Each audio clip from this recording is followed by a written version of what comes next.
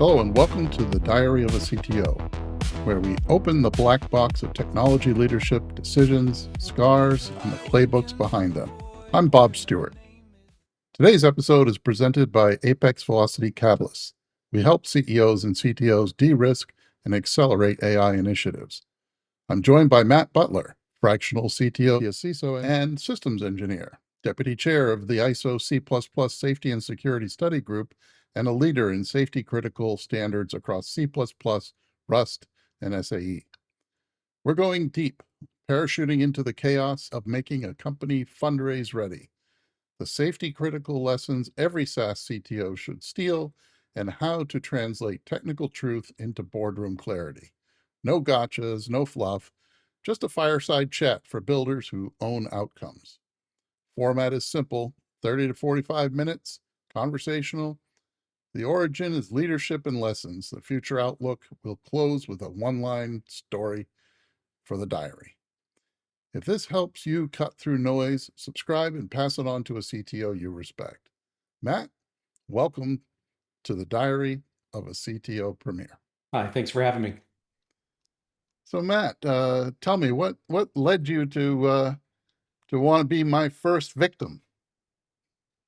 Well, you asked nicely, so I couldn't say no. Uh, well, you and I talked earlier offline, and one of the questions that come up is you've had a career that spans defense, enterprise, software, standards leadership. What first pulled you into systems where failure wasn't an option? Well, I originally, when I was a kid, I really loved flying, and we lived in Europe, so I would fly back and forth to the US in the summers. My dad worked for an oil company, so we would always fly KLM. And then when I was 11, we had Tenerife, and then after that, we had a bunch of DC-10s go down. And I went from being a kid that really loved flying to being a kid that was sitting in the back of the plane, wondering if the plane was going to crash because my father wasn't on board. So that's just how an 11-year-old mind worked. But that stayed with me.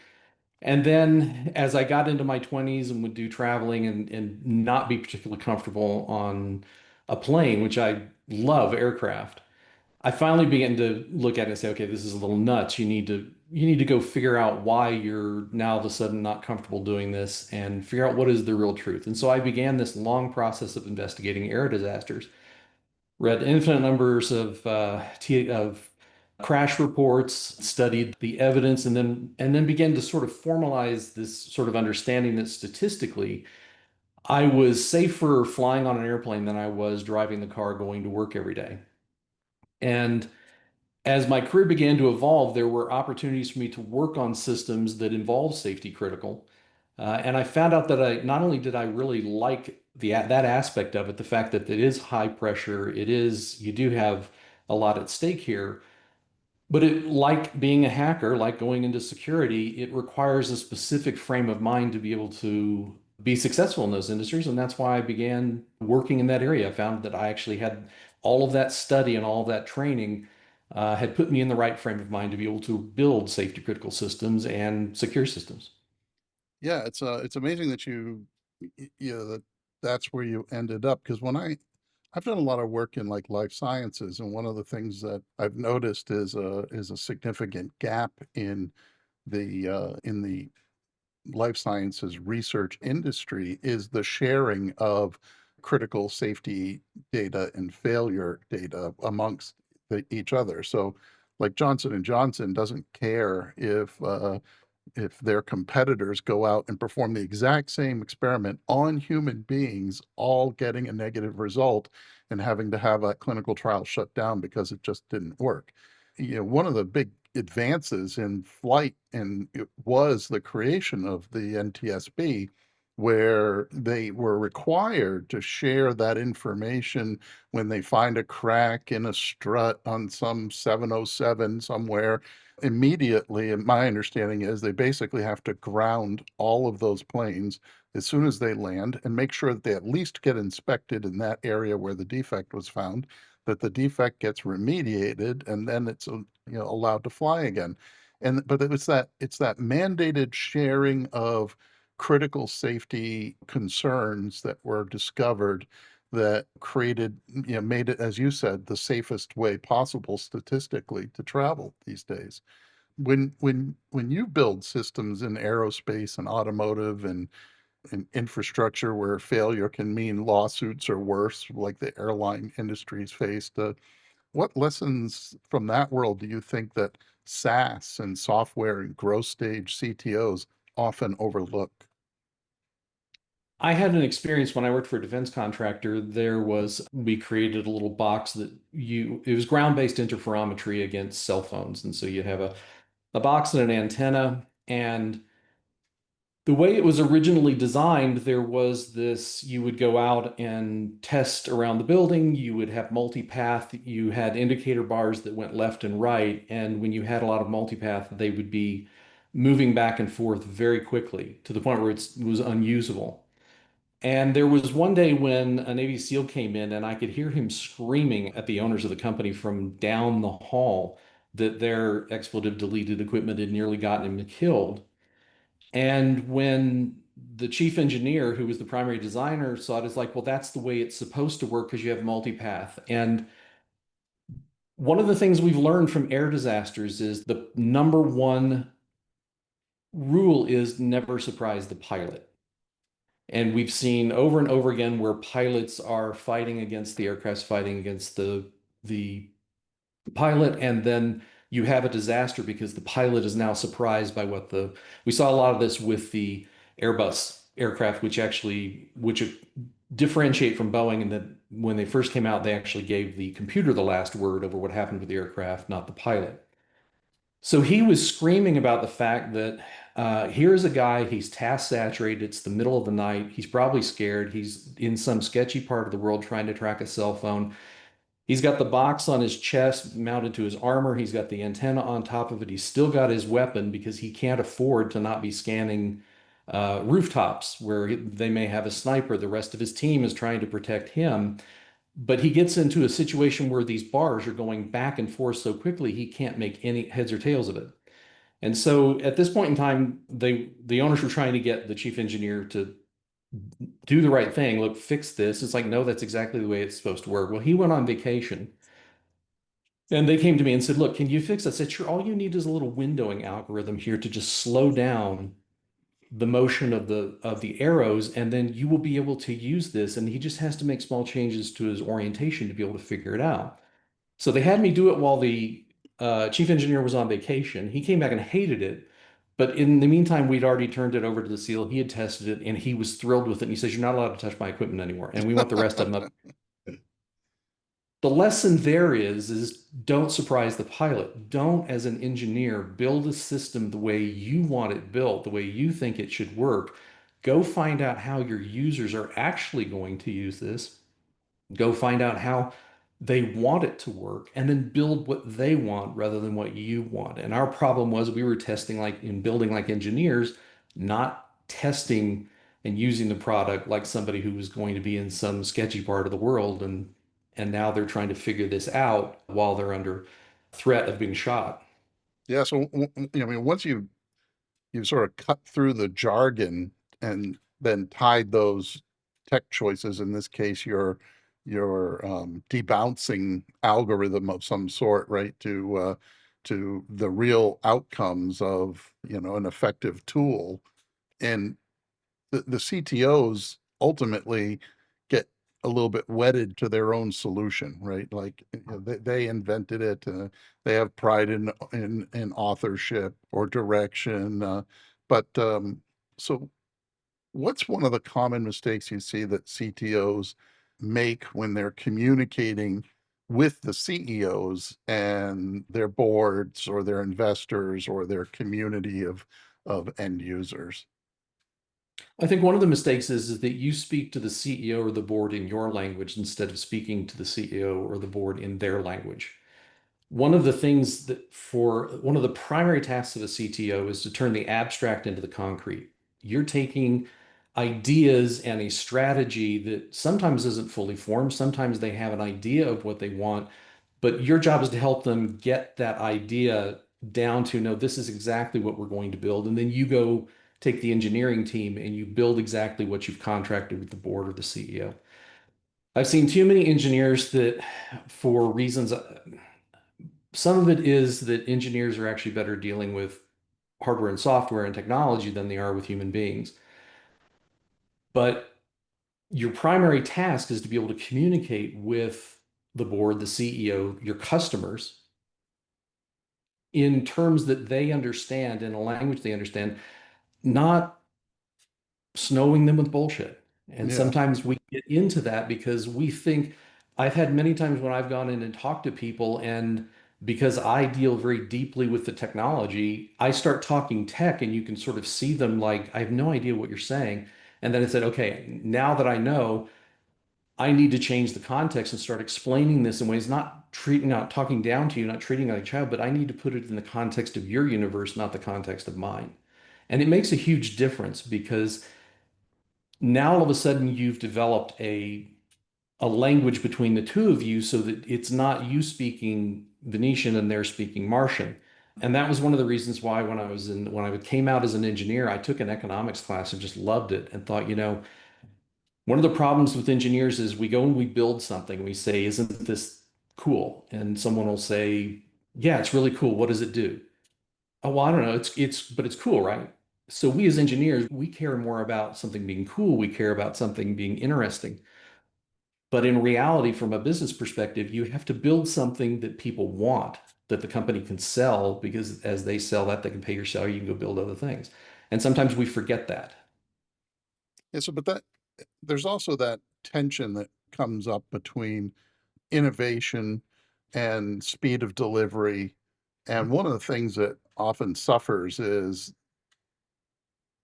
security, and really looking in and making the investment in testing, and then the incredible pressures that get added on top of that due to shortened time horizons, where the pressure comes in to get a product and bring it into a market. And I mean, you as the deputy chair of the ISO C plus safety and security study group, you must be dealing with people all the time that say similar things to you, and I see like strongly typed languages like Rust, and I know you play a role with the Rust Safety Consortium and are involved with SAE, but from that vantage point, do you see and are you hearing the tension between, innovation speed and the need for safety and compliance, and is it evolving? Well, as a CTO, you're always going to run up against requests of build me a jetliner for $12 and I want it tomorrow. There's always that pressure. The go-to-market pressure is always there. And you can't, as a technologist, ignore that or blow that off and say, well, that's just the business side. They need to go figure that out. No, that part of your job is actually figuring that out too. What I tell customers when they ask me about security, or when I ask them, what are you doing about security in your product at this point? And then I sort of get this blank stare, like, what do you mean security? It's always a question of the cheapest security you're going to have in your product is the security you built in from day one. If you, and saying, well, we'll do security once we get to market, we'll do security once we get to this point, in the end, you never do it. And then you get breached or you get audited, and your customer, or you have a customer that walks in and says, you have to be FIPS compliant. And now you've lost an opportunity because you've backed yourself into design choices and software choices that all of a sudden you have to say, I can't follow that opportunity. From an engineering standpoint, what I have found with engineers is that it's not that they don't like security. It's not that they don't want to have security. It's not that they aren't professionals and that they don't want put to build a good quality product that has security built in. It's that they don't understand security. And so we have a tendency to avoid what we don't understand. And I had an experience where I went from engineering at a company to their AppSec team. And the AppSec team was one of those where it was you're the cop on the beat. You're there to catch engineers hiding things. And of course, that's exactly what the engineers would do because I've got deadlines, I've got features. I'm not going to be able to, if I have to worry about security, this is going to take forever. And now it's the boogeyman. So when I went into that group, I said, okay, what you're doing is not working. You know it's not working. And they was like, yeah, I mean, this is really not. We're not having the impact we should. I said, that's because the role you're playing as the cop on the beat's the wrong role for you. You are all engineers with multiple decades of development experience, but you also have security expertise. You need to be the people that come in and say, we can help you build this. We can help explain this to you. We can build it for you. So if you're the person who walks in and solves their problem and shows them that what they're trying to do with security is not scary at all, and we can walk you through that, or we can do it for you, all of a sudden you become their best friends. And I had this when I was at the standards meeting in the Czech Republic. I had an engineer from the company I was working with at the time, and he came up to me, and I wasn't dressed like a priest, but he must have thought I was one because he sat there and just unburdened his soul about all the things he knew were wrong with the product and the things they had done, like burning keys in and how are we going to fix this? And I don't know about this. And after about an hour, I finally said, listen, this is going to be fine. We're going to fix these things. We're going to help you go through this. And I went back to the office. As soon as we all got back in the office, we got on a conference call. We prioritized things. And he was thrilled because he knew there were problems, but he didn't know what to do about them. And so, if on an engineering standpoint, from you're the one who goes in and helps people solve those problems, whether it's security or safety critical, you become their best friend. And suddenly, security stops being this boogeyman that's hiding under the bed. And now it becomes something where it's understandable, you're helping them, and you've built security in from the very beginning. You don't have it as part of your backlog. You mentor startups and have worked with VCs. So when you look at this next generation of CTOs, would you consider that type of an approach to be a competitive differentiator for them? What other advice, would you give them to avoid some of the biggest pitfalls that you've seen? Well, if you look at security as a feature, instead of looking at as your security team as a cost center, these are people who can change, who can make the difference for your outcomes in an audit. They can make a difference for your not being hacked or your system falling apart. Part and parcel of having a secure system is you've built a high quality system. And sometimes in our zeal to get to market, we're just putting things together as quickly as we can. That's why vibe coding has become so dangerous. I don't mind if you want to do that and you're protecting the plans to the Death Star, go right ahead and do that. But if it's my personal information, I'd prefer that you not vibe code that and hold that under the hood because I've seen how AI writes code and it does not write secure code. You can tell it to write secure code, but we have trained AI on all sorts of code bases where security was never given in the room when you begin to actually write in code or ship the product. So for a company, there's always that natural tension, and for a technologist, there is always you have to be the person who can walk in and say, okay, here are the trade-offs. And in the end, it's not you who are going to say, well, okay, I've made that decision. You have people above you who are going to say, okay, these are the trade-offs, but they need to understand what they're trading off. And usually, 99% of the time, if this winds up going in the backlog, it's actually never done because tomorrow there will be new features they have, or there's a new something else they have to deliver, or they have to scale it, or do all these other things. And so when I walk in and I talk to a company, in fact, I'm getting ready to talk to one on Monday, the first thing I ask is, what are you doing about the security of your system? And this becomes incredibly important when it comes to AI, simply because we're racing ahead with AI to put AI products on the market because that's what the market is expecting, that everybody's going to have an AI play. But if we are not spending any time securing our MCP servers, well, now you've got all these servers out there that are actually talking to data that have no security. And if I'm a hacker and I get in and I can talk to your MCP server, I can get to your data too. So yeah, it's a lot of this right now. So we're at the sort of a brave new world in how we're building systems and how we're deploying them. And that's one of the things we have to begin educating, not just CEOs, but also CTOs, is before you launch forward, you have to have a conversation with somebody who understands the security challenges you're going to face, and you begin to plan those in at the very beginning when you're creating the system, not as an afterthought once you've been hacked.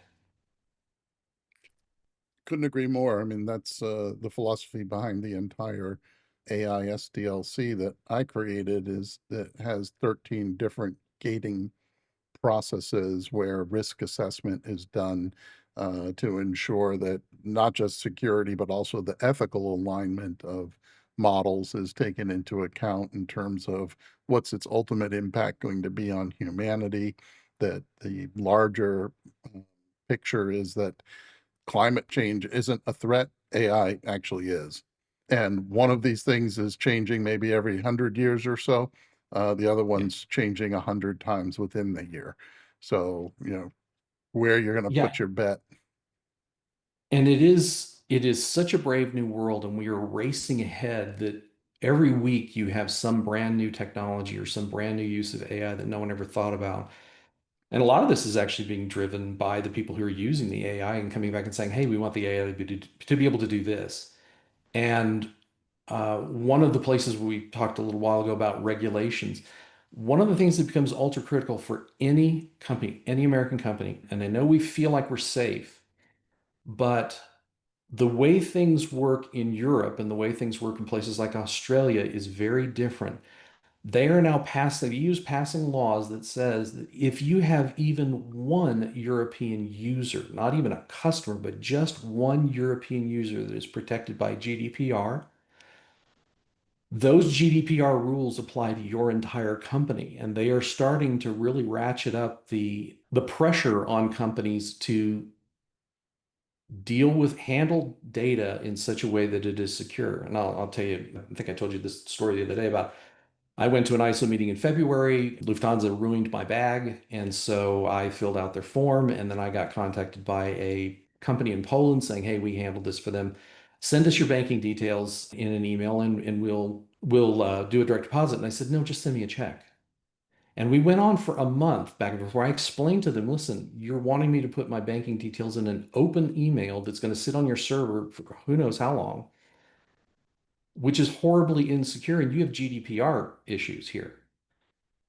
Finally, after a month of going back and forth and them just us talking past each other, I filed a complaint with the Department of Transportation, explained the situation to them, including the whole GDPR issue and putting the banking details in an email. Then about a day later, I get a young woman who contacts me in an email saying, hey, totally understand. We're very sorry. Here's what we'll pay. Send me your banking details. This is a company that's worth billions in Europe. It's not like it's in the United States, it's in Europe. And I finally wrote her back. It was very nice. I said, listen, you need to escalate this to a manager. You're violating GDPR right now, and you're going to find out that what you're saving by writing a check is going to be eclipsed by the fine you're going to face. I get an email back the next day. We'll send you a check. So even for an American sitting in the United States, if I have a company and I have even a single European user, doesn't even have to be a customer, it just has to be a user, that gives the EU the right to come into the United States and fine me for not following GDPR. And one of the things they are starting to do, this is why the White House and the NSA and Australia and the EU came out and said stop using C++, switch to a memory safe language like Rust, is because they're now beginning to punish companies. Software is the one industry where I can make the mistake, but I make you pay the penalty for it because you're the user.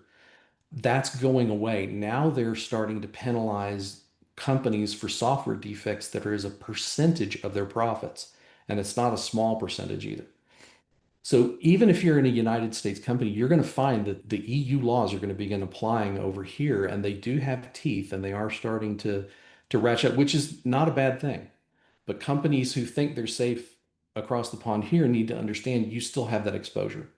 And if you deal with that early, you don't have to worry about it.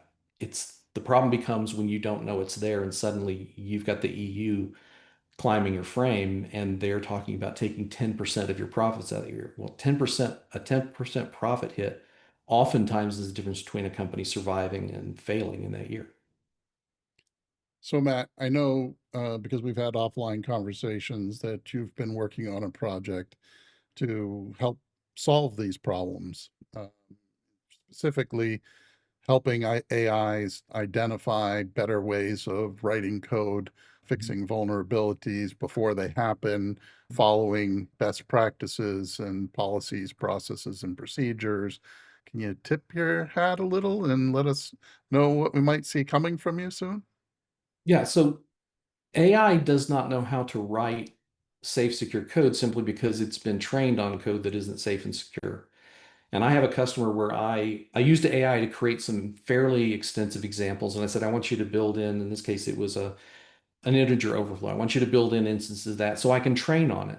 And then but I noticed it was creating memory problems and it didn't seem to understand that. So I had it go back and I said, I want you to fix everything that's wrong with this code. It fixed the four that it knew about, but it left the memory defects. So one of the things that I'm working on is actually building prompts that train AI how to write safe, secure code. And I have a friend that actually does this for React and JavaScript, TypeScript, and a bunch of other languages. I focus on C++, Rust, and then I also focus on how do you write code. I came from the embedded world. How do you write code for an embedded system? Because it is a very different process of writing code for an embedded than what do you do for high performance? Because there are some things you can use on non-performance sensitive code that come out of the language, and then there are the things you don't want to be using. And so, but AI doesn't know the difference. Because I've gone back and I've asked the major models, how would you write secure C++ code? And I get sort of the hand wavy kind of, well, testing and this and that. And in the end, they've never been trained to be able to do it correctly. So that's one of the things that I'm working on, which should be done here probably at the end of the month or next month sometime, where I'll begin licensing these out to companies who do want, and there is value in having AI help write code, but it has to be written correctly in order for it not to wind up just being a time suck out of all the senior engineers who now have to go in and debug the code, and then invariably they'll miss something because code reviews are hard. That's the hard way to find bugs. Can we ask you to come back and give us a demo of what you have cooking in the oven there Yeah, when it's absolutely. ready to come out? That, Absolutely. that'd be great. Would really appreciate it. And we'll definitely put contact information for you in the in the sections that are below these videos. But how can someone get a hold of you if they need to? So you can go through my website, lorelei.com. I'm also on LinkedIn. So it's just Matthew Butler, and you'll see me giving a talk at a conference in China, and it'll say exploiting modern C++ on the banner. So that's how you'll know who I am.